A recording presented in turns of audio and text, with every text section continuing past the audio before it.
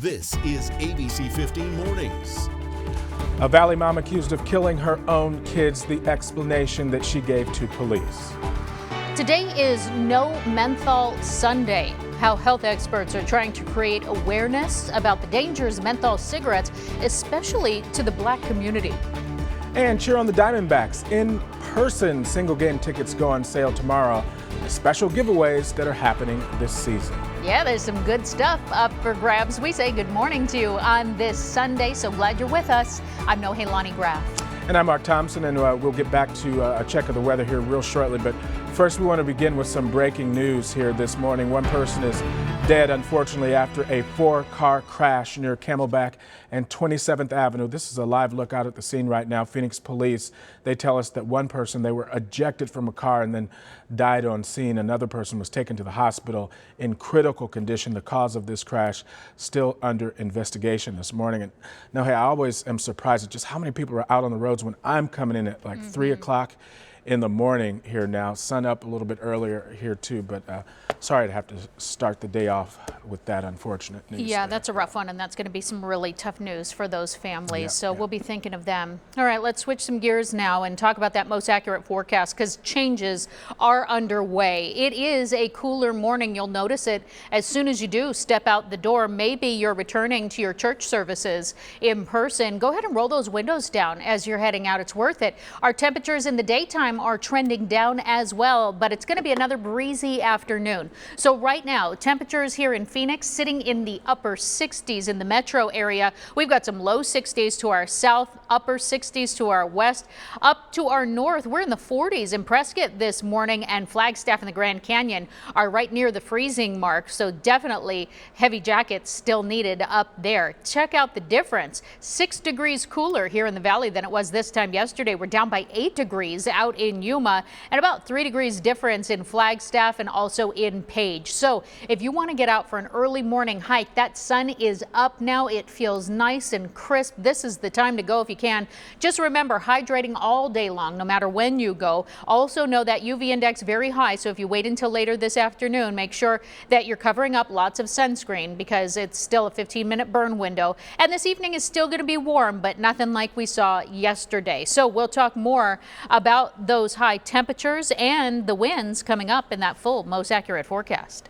No, hey, thank you. And now to a truly heartbreaking and tragic murder investigation underway in Tempe. A woman is now behind bars this morning, accused of killing her own children. Police say that 40-year-old Yui Anua drove to a police station, finding an officer, and reportedly said that she was hearing voices telling her to kill her kids. When police arrived to her apartment near Mill Avenue and the US 60, they found her children, a 9-year-old girl and a 7-year-old boy, dead with obvious signs of physical abuse.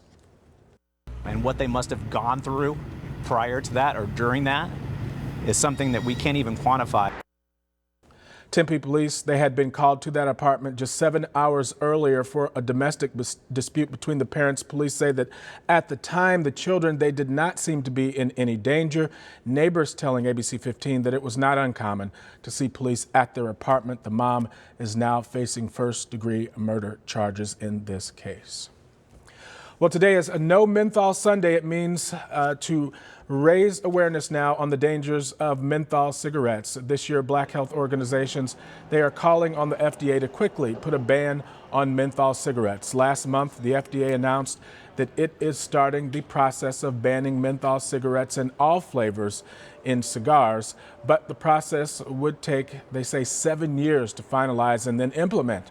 Campaign for Tobacco-Free Kids says that the tobacco industry targets African American communities and that tobacco use is the leading cause of preventable death for Black Americans. Tobacco-related illness kills more African Americans than murders, suicides, HIV, and car accidents combined.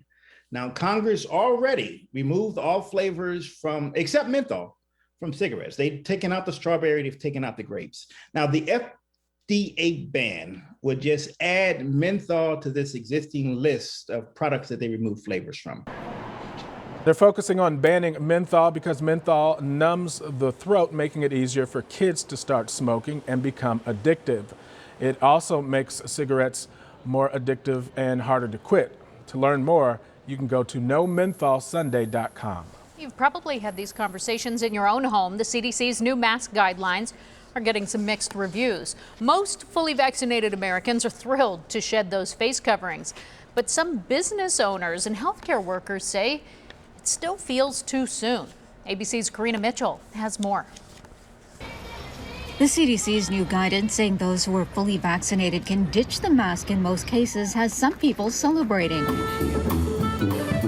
Everybody's been waiting for this moment for a while now. And others confused. Last week they tell you everybody must wear a mask, and now 2 days later they're saying take off your mask. I don't trust any of it. Fully vaccinated parent Chris Koenig says he's keeping his mask on in public until his 6- and 4-year-old children are vaccinated. And it's tough to explain to the kids as well how we can take our masks off, but they have to keep them on. And parents Fatima and Nicholas Diaz keeping their masks on too. If I'm going into a store, I'm wearing a mask. If I get out of my car, I'm wearing a mask. Is that for your own safety, or is that to set an example for your son? Both. At least 19 of the 24 states that had mask mandates have announced plans to adopt the CDC guidance or scrap mask requirements entirely. Major companies like Walmart, Costco, Trader Joe's, and Starbucks making masks optional for fully vaccinated customers. More than 156 million Americans have received at least one dose of the vaccine, but still nearly 2/3 of the country is not yet fully vaccinated.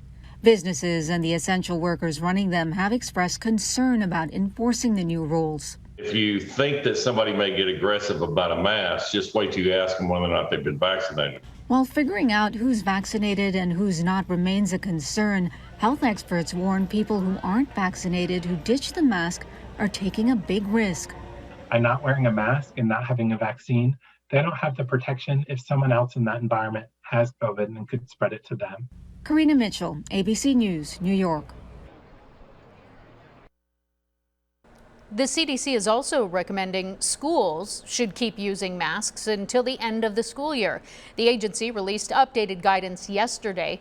The reason? They say all students won't be fully vaccinated by the end of the academic year, as for many, it's just a few weeks away.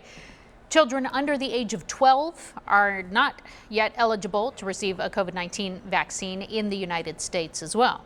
Now to the fuel crunch along the East Coast, finally easing up in the wake of that pipeline cyber attack. The company Colonial Pipeline announcing that it is back to normal operations, but industry experts say that it's going to take some time for things to get back on track. It'll be a few weeks before every gas station has gasoline, so 2 to 3 weeks, especially in the hard-hit areas. That was Patrick DeHaan there. Right now, the Colonial Pipeline is delivering millions of gallons of fuel, but it only flows at 5 miles an hour. Officials assuring Americans that the end of that gas crunch crippling much of the East Coast is now in sight. Gas station outages are down about 12% from the peak. So it's still going to work its way through the system over the next few days, but we should be back to normal fairly soon. And with supply trickling in parts of the country, still feeling that pinch in Washington, D.C., nearly 80% of gas stations still without fuel. Well, right now here in Arizona, the average gas price is in Phoenix is still at $3.18 per gallon, which is 14 cents above the national average of $3.04 and up 12 cents from Phoenix's average last week of $3.06. Now, we can help you find the cheapest gas in your neighborhood. Just head to abc15.com/gas. You can pull up an interactive map showing prices near you and the lowest prices in the valley. Something fun to think about looking ahead tomorrow. Single game tickets for the Arizona Diamondbacks go on sale. You're going to be able to snag tickets for the rest of the season, September 4th. The D-backs are also giving away World Championship t-shirts to celebrate the 20th anniversary of their title. Where were you? Were you here? Did you watch it? Do you remember? On Pride Night, June 11th, fans can get a Pride cap, and a portion of each ticket sale is going to be donated to One Community and Phoenix Pride. There will also be a fireworks show after the games on July 3rd and 4th.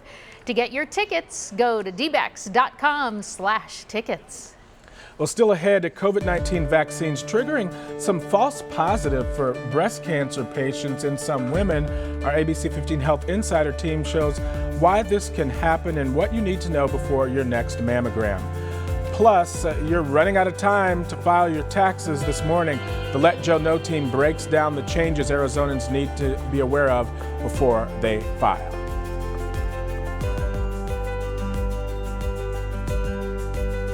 Watch ABC15 Arizona on your schedule. Stream the latest news and weather by searching ABC15 on Roku, Fire TV, Android TV, and Apple TV.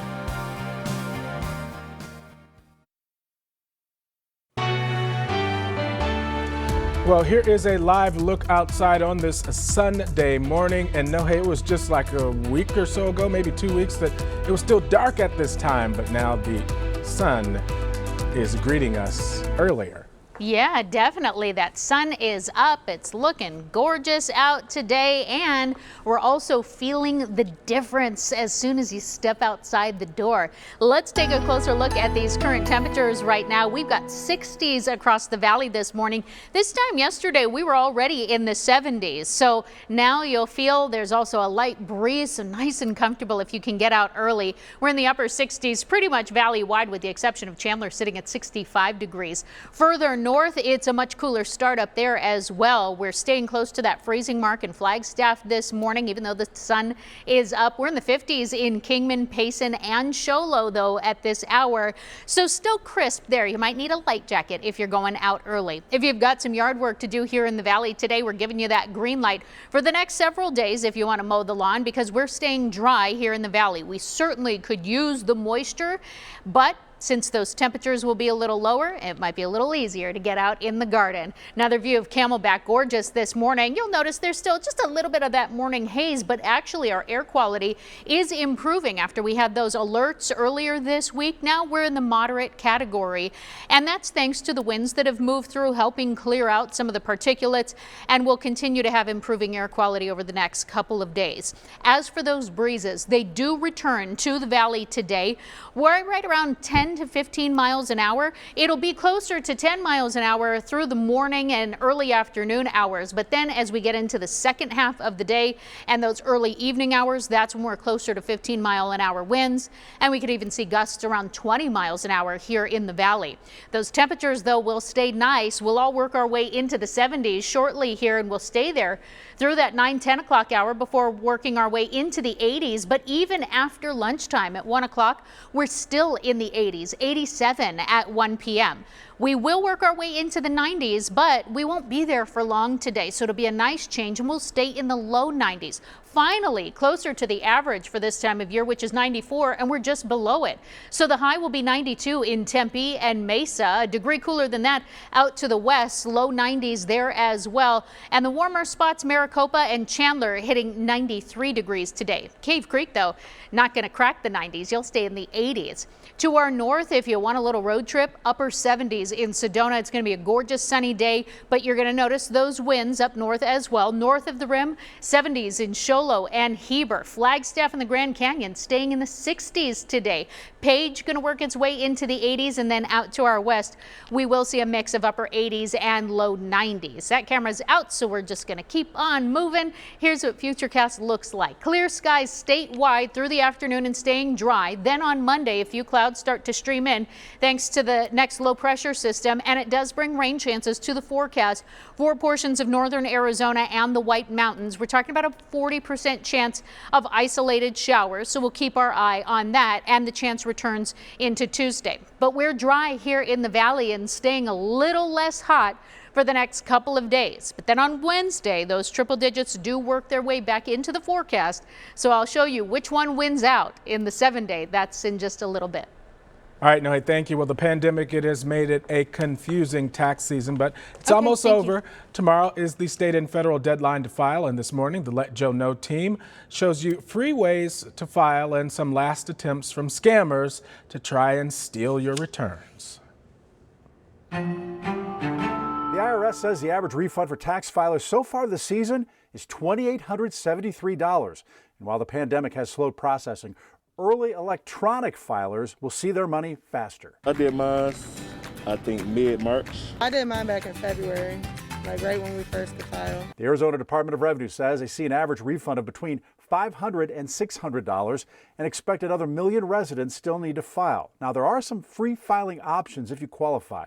If your adjusted gross income is less than $72,000 a year, the IRS and the state of Arizona offer free filing, although each partner has their own eligibility requirements. For example, with Tax Act, you have to meet the income requirement and be younger than 56. To help sort through this, the IRS offers a free file online lookup tool. Plug in your age, income, and answer a few other questions to be matched with the best filing option. And check the state's website for links. Taxes have been confusing if you collected unemployment last year. The first $10,200 will not be taxed at both the federal and state levels. If you've already filed your 2020 returns, you do not have to file an amended return. The IRS is issuing refunds for any overpayment of taxes starting this month. Also, if you didn't get a stimulus check and qualify, file for the recovery rebate credit. When it comes to scams, the IRS says they're still seeing a few, mostly phishing emails, pretending to be from the IRS, wanting you to click on something so they can get your personal information. The IRS will not send you unsolicited emails. They mostly communicate by letter. Go to abc15.com/letjoeknow for all the links right there. I'm Investigator Joe Ducey. If you got a problem, let me know. All right, Joe, thank you. And a heads up, there are $1.3 billion worth of unclaimed income tax refunds from 2017. You have until tomorrow to claim your share. After that, the government keeps that money. To get that money, you need to file a federal income tax return for 2017. All right, still ahead, the Valley mom who is hoping to make a change after her teenage daughter was killed by an abusive partner. The warning signs that she wants other parents to know about. Plus, new changes for New York City's Pride this year, who will not be allowed to participate for the next 4 years in an effort to create a safe space for people who are celebrating.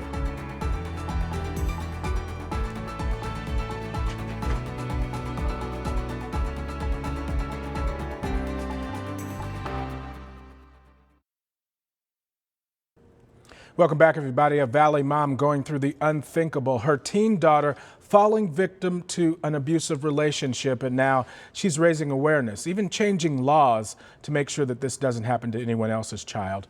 Here's Nick Saletti. And she said, "I love you too, Mom." And gets me every time because those were the last words I heard from her. I feel very honored that those are the last words I heard from her, but I really wish they weren't the last words. 13 years since she said goodbye. It's been more than a decade since Bobby Sudbury lost her daughter Katie to an abusive relationship.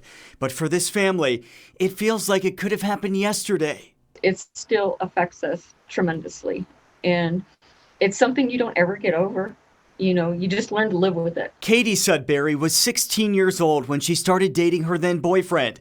According to Bobby, Katie's boyfriend eventually became verbally and then physically abusive. As time goes by, his behavior escalates. Okay, he goes from being verbally abusive to, trying to isolate her to, putting her down and kind of like a lot of cyber, digital abuse going on. He's texting her constantly. Recognizing the signs, Bobby tried to take out a restraining order against Katie's boyfriend, but was only able to get an injunction against harassment. There were a lot of gaps and a lot of misses. Just 5 days later, something out of a nightmare. As Katie was walking home from school, her boyfriend approached her, shooting and killing her before taking his own life.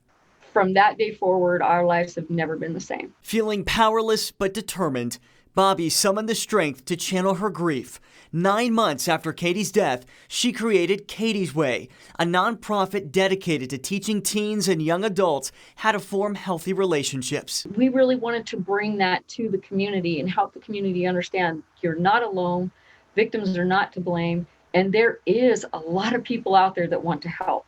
Katie's Way has partnered with New Life Center in Phoenix to bring resources to teens who may be struggling in their own abusive relationships. Our relationship with Katie's Way is so important because when we look at the issue of intimate partner violence, whether it is teen violence or adult violence, the starting point and the need for prevention is so important for us. Along with New Life Center, Katie's Way helps parents and teens bridge the gap and start those difficult conversations. We need to be talking to our children and open with them. Katie's Way also helps teens and parents identify the red flags in a relationship, which include isolation, jealousy, possessive or clingy behavior, and trying to dominate the victim's personal life. These are all things that happen, and some of them do happen quite early on. And unfortunately, they're looked at as not a big deal, but they culminate into a big deal. Knowing those signs could save your life